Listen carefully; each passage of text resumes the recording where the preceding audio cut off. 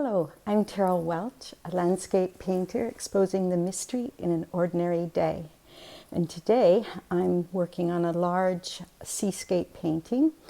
And behind me I have the seascape underpainting done, which I've done in acrylics, and the overpainting will be done in M. Graham oil paint. This isn't the first time, of course, that I've tackled a large stormy seascape. So before we get started, I will share a few of those so you get some idea about my work and where we're going to take this. I do love large, loose brush strokes to capture the sea.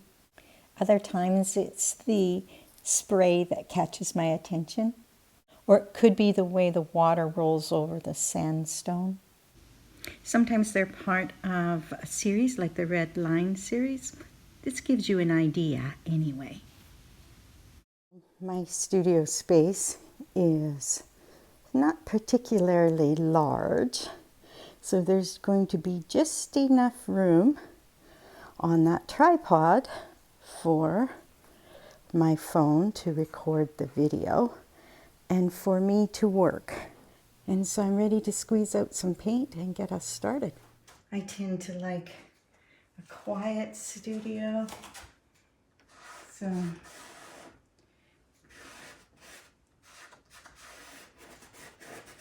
there's not usually music and no dancing around or anything like that. I'm not a show pony here to entertain you, but simply to paint. If you like what you see, you can add it to your collection. And thankfully, thanks to so many of you, you do just that, which allows me to keep doing this, combined with some nice light grays. And this piece over here.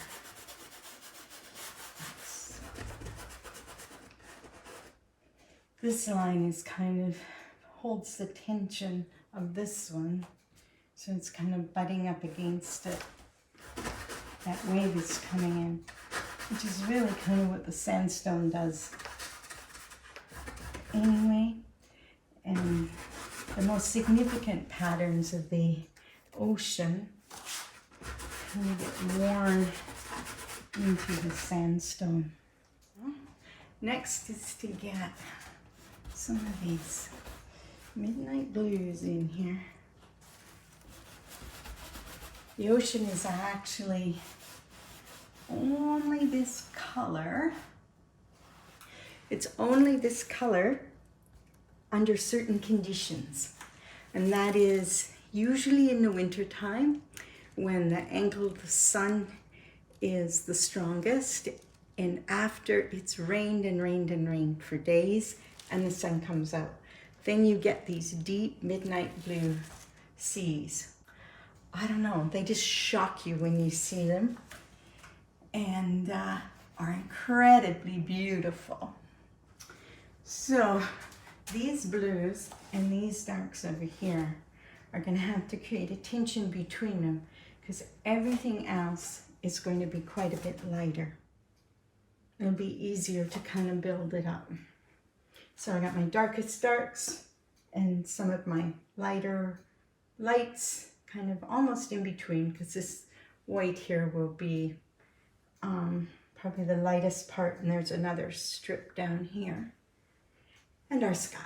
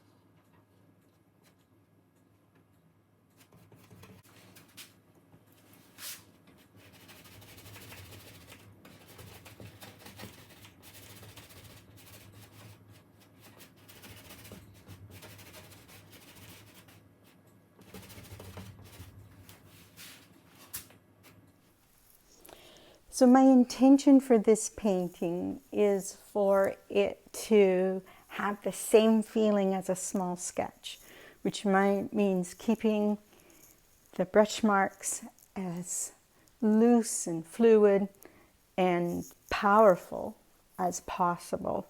It means using bigger brushes. It means not over mixing things. It means putting it on there with strength and commitment and confidence. So the next step is to get some of these whites in place and sort of pull it all together, and then I can start working on the mountains and the sky and come back down into the foreground.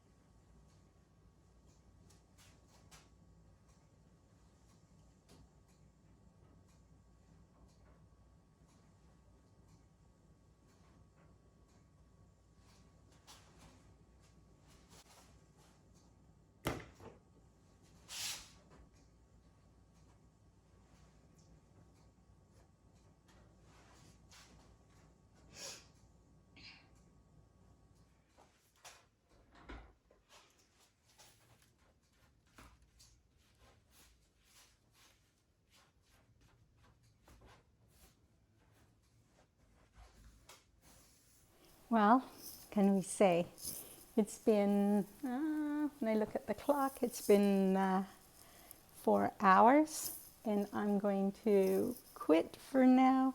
I'll show you what I have on the canvas. It's basically blocked in, and it's a good time to just walk away from it and then pick it up again in the morning.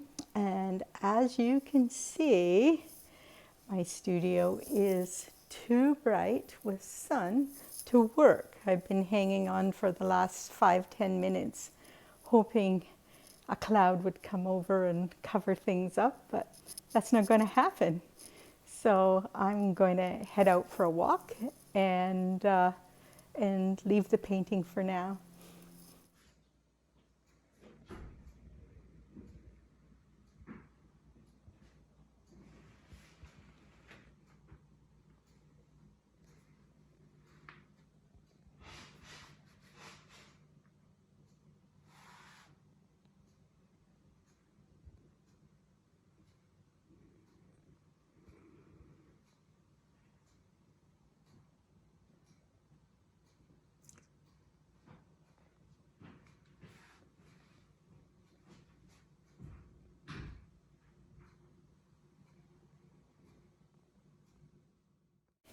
That evening I did some edits on my iPad on an image so that I could finish up the painting the next day.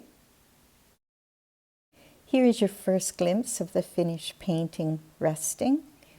I will give you a few details so that you can get a closer look at it and see how the paint was built up over the waves and the deep blue sea that I had lightened slightly, and where the wave rolls down over by the sandstone with an additional splash.